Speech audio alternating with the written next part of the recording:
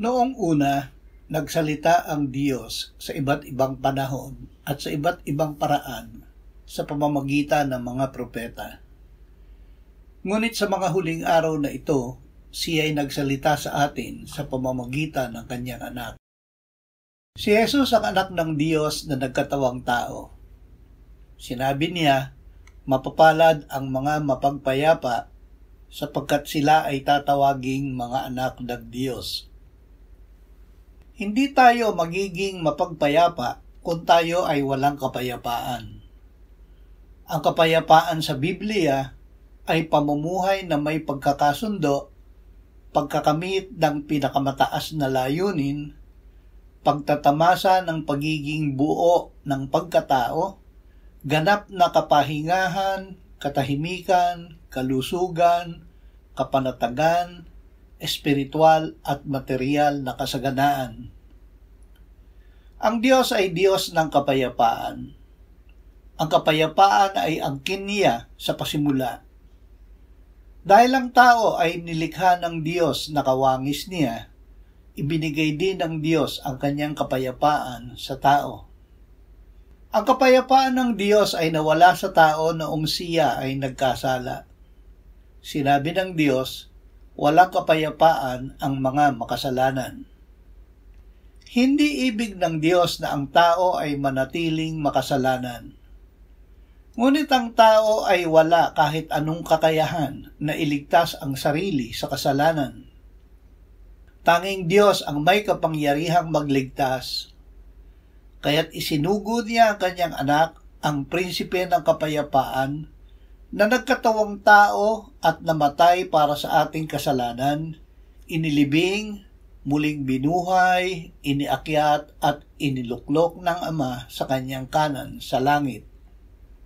Bago siya nagdusa ay sinabi ni Jesus, "Kapayapaan ang iniiwan ko sa inyo. Ang aking kapayapaan ang ibinibigay ko sa inyo. Hindi ito katulad ng kapayapaang ibinibigay ng mundo. Huwag mabagabag ang inyong kalooban at huwag kayong matakot. Sinabi ko ito sa inyo upang sa inyong pakikipag-isa sa akin ay magkaroon kayo ng kapayapaan. Magdaranas kayo ng kapighatian sa sanlibutang ito, ngunit tibayan ninyo ang inyong loob. Napagtagumpayan ko na ang sanlibutan." Napagtagumpayan ng Panginoong Hesus ang sanlibutan, ang laman at ang diablo noong siya ay namatay at muling binuhay ng Ama. Hindi siya nagkasala, ngunit dahil sa atin siya ay ginawang kasalanan upang sa kanya tayo ay maging katuwiran ng Diyos. Pinasan niya ang ating mga kasalanan sa krus upang tayo'y mamatay sa kasalanan at mamuhay sa Diyos. Sa pamamagitan ng mga sugat ni Jesus, tayo ay gumaling. Tayo ay tulad ng mga tupang naligaw, ngunit ngayon ay nabalik na sa pastol at tagapangalaga ng ating kaluluwa.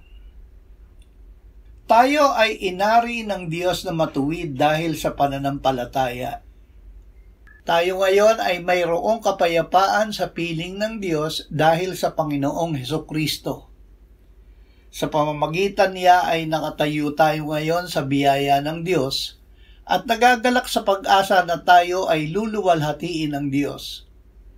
Nagagalak rin tayo sa ating mga kapighatian dahil alam natin na ito ay nagbubunga ng pagtitiis, pagpapatibay at pag-asa. Hindi tayo binibigo ng pag-asa sapagkat ang pag-ibig ng Diyos ay ibinuho sa ating mga puso sa pamamagitan ng Espiritu Santo na ibinigay sa atin. Ang kapayapaan ng Diyos na ibinigay sa atin ang gumagawa upang tayo ay maging mapagpayapa gaya ni Jesus na anak ng Diyos. Sinabi niya, mapapalad ang mga mapagpayapa sapagkat sila ay tatawaging mga anak ng Diyos.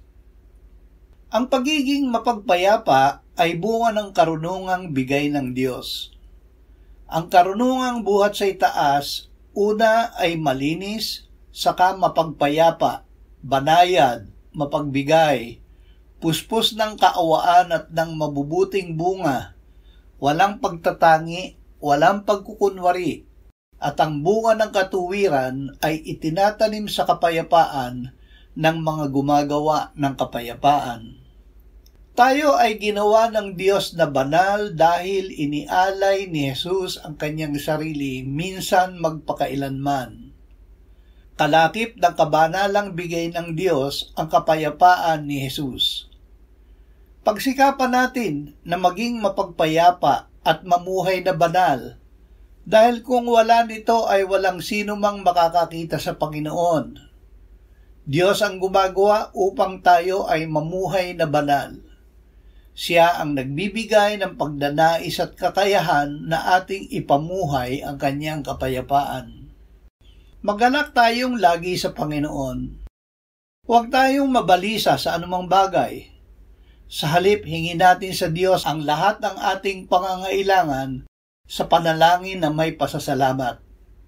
At ang kapayapaan ng Diyos ang mag-iingat sa ating puso at pag-iisip kay Kristo Jesus.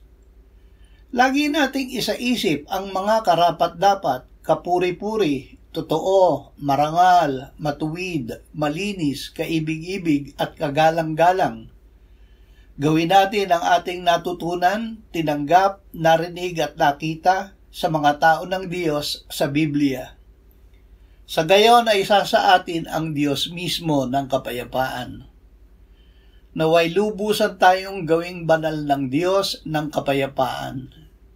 Naway panatilihin niyang walang kapintasan ang ating buong pagkatao, ang espiritu, kaluluwa at katawan, hanggang sa bumalik ang ating Panginoong Hesukristo.